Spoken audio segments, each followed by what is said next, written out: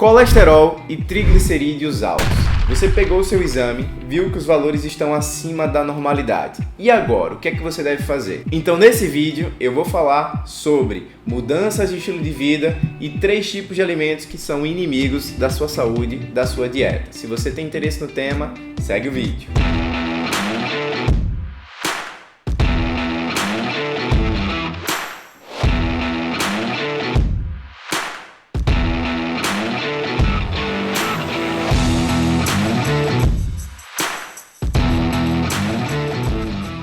Fala galerinha, beleza? Danilo Pereira, médico do esporte, mais um vídeo aqui no canal. Se você está chegando aqui agora, toda terça e sexta-feira ao meio-dia tem vídeo sobre o mundo, sobre o universo da medicina esportiva, com temas escolhidos por vocês. E o tema de hoje foi decorrente aqui de uma mensagem.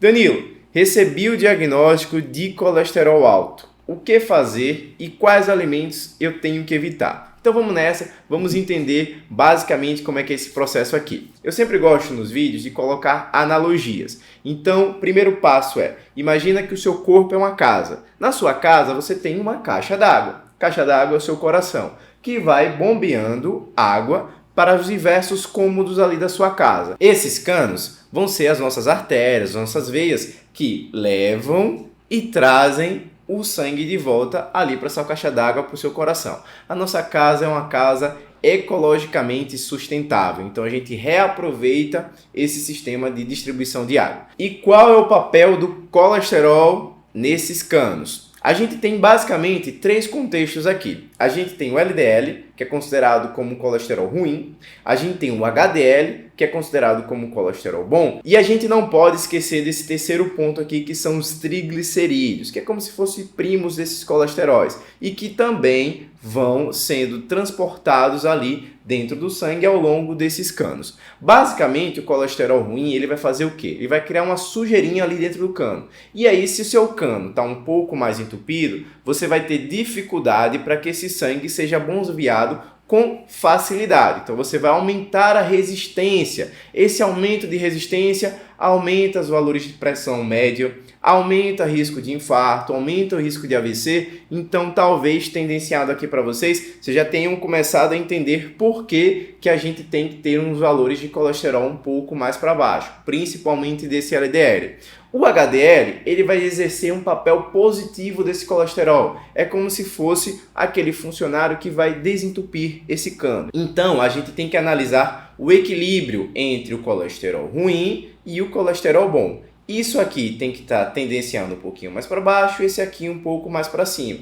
Sem esquecer dos triglicerídeos, que também vão fazer um processo aqui, mais semelhante com esse LDL do que com HDL. Esse primo aqui, ele tem mais semelhança com esse daqui que entope o cano, tá certo? E aí vem um contexto que a gente acaba esquecendo. Por quê?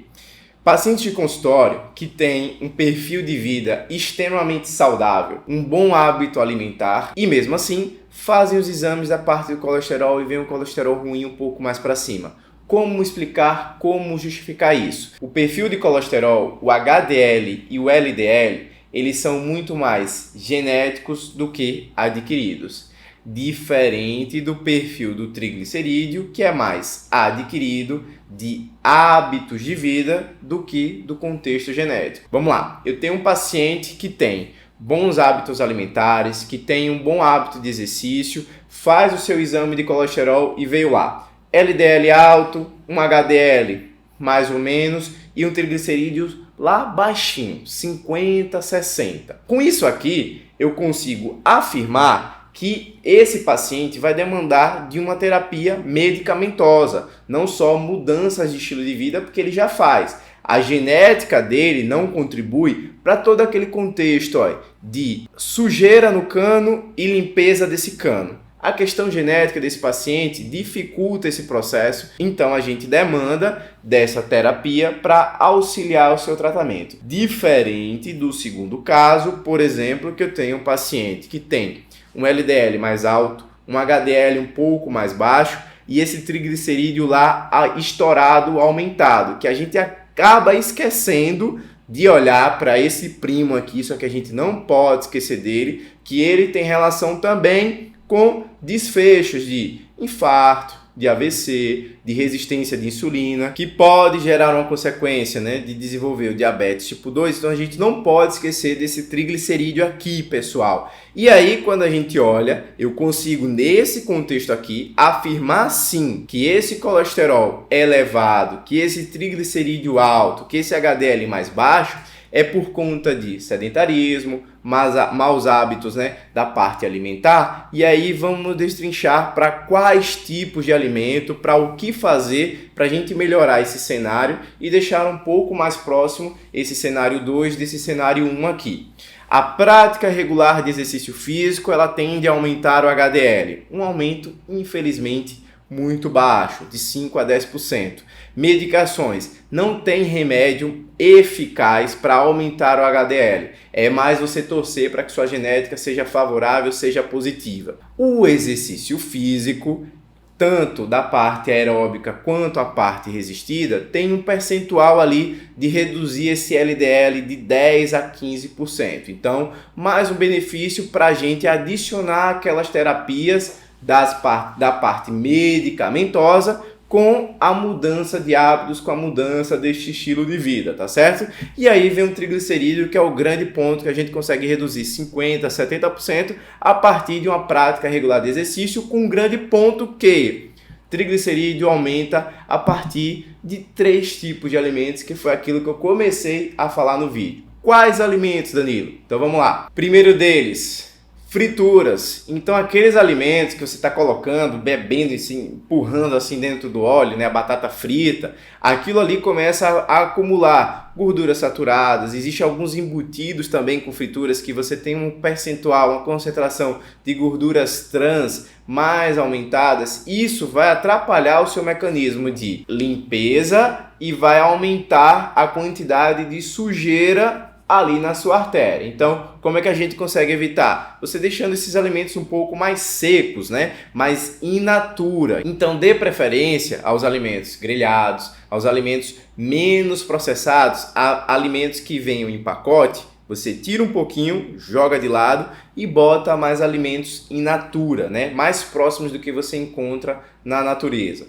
Segundo deles, que a gente acaba esquecendo muito, doce. E aí eu vou abrir um grande parêntese. As pessoas têm na ideia de que ovo faz mal para o colesterol. Galera, um brigadeiro, um pacote de biscoito piora muito mais o seu perfil de colesterol do que aquele ovo de galinha que não tem nada, tá inofensivo. Você pode e deve consumir ovos diariamente, né? De preferência de 2 a 3 ovos por refeição, tá certo? Existe ainda esse mito na sociedade que ovo faz mal para o colesterol. Então vamos nessa, vamos derrubar esse mito aqui. Os doces, os processados, ultraprocessados, né? Aqueles carboidratos que eu já falei em outros vídeos, de altos índices glicêmicos, que fazem picos de insulina, que exageram, que criam uma sobrecarga em excesso para o seu pâncreas, para controlar a sua glicemia. Isso aqui vai fazer com que você armazene essa energia, e esse armazenamento de energia do carboidrato vai se transformar nesse triglicerídeo, e quanto mais doce, quanto mais embutido, quanto mais processado, você aumenta o seu triglicerídeo e vai piorar toda aquela transmissão, todo aquele fluxo de sangue, aumentando consequentemente, né, os desfechos cardiovasculares. Então, retirem doces, processados, ultraprocessados, coisas de pacote, tá certo? O terceiro grupo que eu classificaria aqui vai vir um combo de bebidas alcoólicas com aquelas carnes processadas também, os embutidos, tá certo? Salsicha, a calabresa, que você tem a tendência de ter um maior consumo quando está bebendo, quando está ingerindo bebida alcoólica, né? Então aqueles petiscos, eles vão se somando, e mais um ponto que vai aumentar o seu valor de triglicerídeo, vai piorar o seu padrão de colesterol. Então, para finalizar, para a gente responder aqui e resumir. Tive o diagnóstico de colesterol alto, o que fazer e quais alimentos evitar. Então, existe uma tabela, a depender da sua faixa etária, a depender da presença de comorbidades, por exemplo, pressão alta, diabetes, se o paciente é fumante ou não, se existem algumas alterações, né, da parte de coração, de função renal, que você vai ter metas mais altas ou metas mais baixas de valores de colesterol, principalmente do LDL. Então, para essas metas, para esse LDL ficar mais baixo, maiores intervenções elas precisam ser feitas, tá certo? Mas de um contexto geral, mudança de hábitos, uma melhor parte da prática de exercício físico, principalmente exercício resistido. Galera, não esqueçam de fazer musculação. Eu sei que ali fica um pouco mais chato você frequentar uma academia, mas a gente precisa entender que a massa muscular, o músculo, ele vai liberar algumas coisinhas ali no nosso corpo que vão ajudar essa parte da limpeza das suas artérias, tá certo? E se você chegou até aqui agora, nesse momento do vídeo, é porque você está curtindo o vídeo, você está curtindo o canal, então não deixa de colocar o seu like. Comenta se você tem alguma dúvida, algum questionamento, sugestão, tá certo? Sobre o tema. Não esquece de fazer a sua inscrição aqui no canal, porque toda terça e sexta-feira ao meio-dia tem vídeo novo no canal com conteúdo aí pra vocês. Então, segue o vídeo. Então,